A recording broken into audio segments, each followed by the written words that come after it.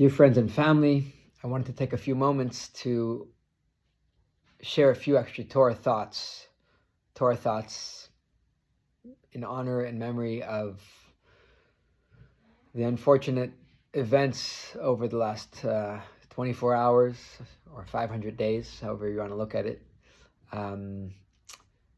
Our motto always as the Jewish people is that we strengthen our resolve. We don't sit back in our mind and allow inappropriate thoughts to come through. We obviously mourn, we cry, we feel the feelings, they're real. And simultaneously with all of that, we try to strengthen our resolve in our God-given mandate, which is to bring light into the world. And tonight we had a beautiful class full with people studying Torah. Last night we had a beautiful class with the ladies. An incredible turnout. And both of these were essentially with the blessing and with the Le'ilo Nishmat, with the intention of bringing additional merit to the souls of those that have departed. So I felt like it's also important to not just keep those people that are available to come in person for classes, but also to think about those that are at home. So to share just a few basic things that we learned in tonight's class, we were learning about some of the laws that a person should try to habituate themselves with. In general, people come with all sorts of different traits. Certain people are a little bit more heated, aggressive. Certain people are a little bit more calm and timid. People are born with certain characteristics and traits. And essentially, the Shulchan Aruch goes and enumerates as well, even financial elements, people that are reckless when it comes to spending money, or people that are too tight-fisted and not willing to purchase the necessary components needed in life. And generally, Shulchan Aruch always encourages each and every person to take the middle path, to take the not too much like this, not too much like that. Extremes are never good. And essentially, what we're supposed to do is live our life, even when it comes to making a financial living. We're supposed to try to earn enough in order to support ourselves, in order to do good in this world. But to sit and spend our entire life chasing the dollar bill, of course, this is not the main purpose of life. It's a means to an end in order to do good things with the money. More than that, the only extreme that is acceptable is the idea of anava, heveshafal ruach meod meod, is what it says in the scriptures, to be extremely humble. Humility is an extremely important and valuable lesson in life. It's a lesson that allows a person to really, a lot of blockages that we have in our life. The opposite of humility, of course, as we know, is ego, which is another thing that we have to stay really far away from. Ego is something that essentially gets in the way of our creative energies. It's something that, let's just say, causes a lot of strife in marriages. It doesn't allow a person to grow. It doesn't allow a person to receive constructive criticism. So, of course, ego is something that we try to stay away from with the utmost intent. And more than that, of course, we also learn about the idea of anger. Kol hakoyes ki'ilu oved avodah zarah. Anyone who becomes angry, it's as if he has serviced and worshipped idols. Anger is something that we also need to, unlike all the other traits, like we said, we need to try to stay very far away from. And anger is something that, even when we rightfully are being angered, to try to intuitively utilize our intellect. Allow, for example, of course, if a child is writing on the wall, instead of immediately reacting with emotion, taking a few moments to collect yourself, approaching the child, you might even be able to display some element of anger because you're trying to teach the kid and try to educate them. But to actually be angry inside often doesn't really ever have the desired effect.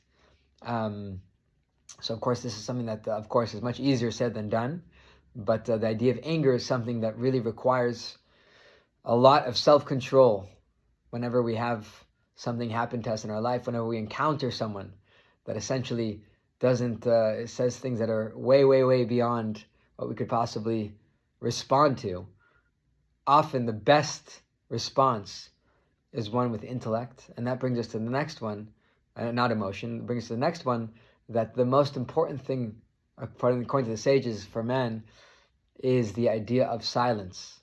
Silence is extremely important, to not necessarily want to butt into every conversation that comes our way, to not having to be the center of conversation, to speak about things that are relevant and not blabble throughout our days. And the idea is, the tongue is extremely, extremely powerful. The tongue is able to really essentially bring a person to longer life or shorten life.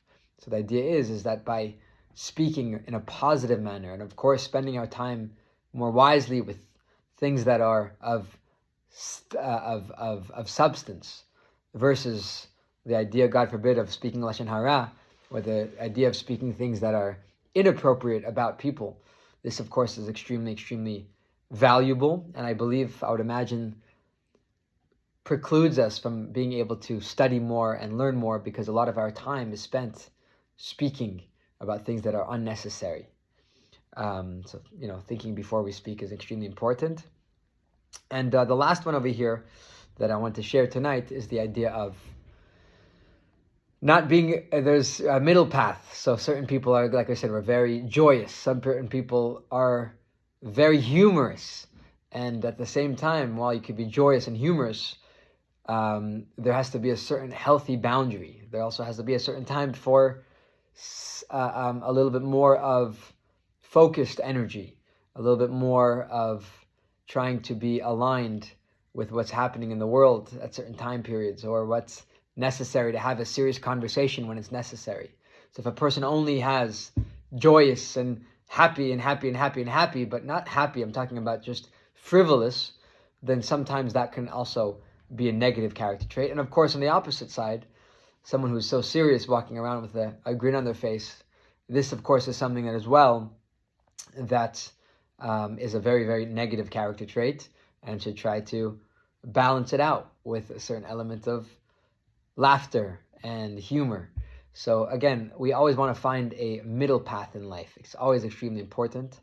And I just wanted to share a few extra words of Torah tonight, because I think a lot of us are looking for more areas to channel the intense feelings that we have. And I do believe very, very much that the idea of additional Torah study, especially when we're having in mind these beautiful children, Kfir and Ariel, it's extremely, extremely important for us to continue growing and continue studying and continue adding in acts of goodness and kindness, not becoming too involved with watching television or with shoving all sorts of media opinions in people's faces, but to kind of take a few moments for ourselves on a daily basis to study holy texts, which allow us to think a little bit above the very, very interesting world and times that we're living in. And in the merit of the Torah study that we all did tonight on Facebook, Hashem should send us tremendous blessings.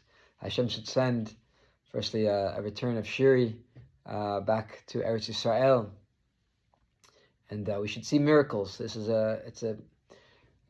There's no answers, lots of questions that each and every one of us have, but as we know, it's the darkest time of night is right before dawn, and essentially we're told that this is the Messianic age.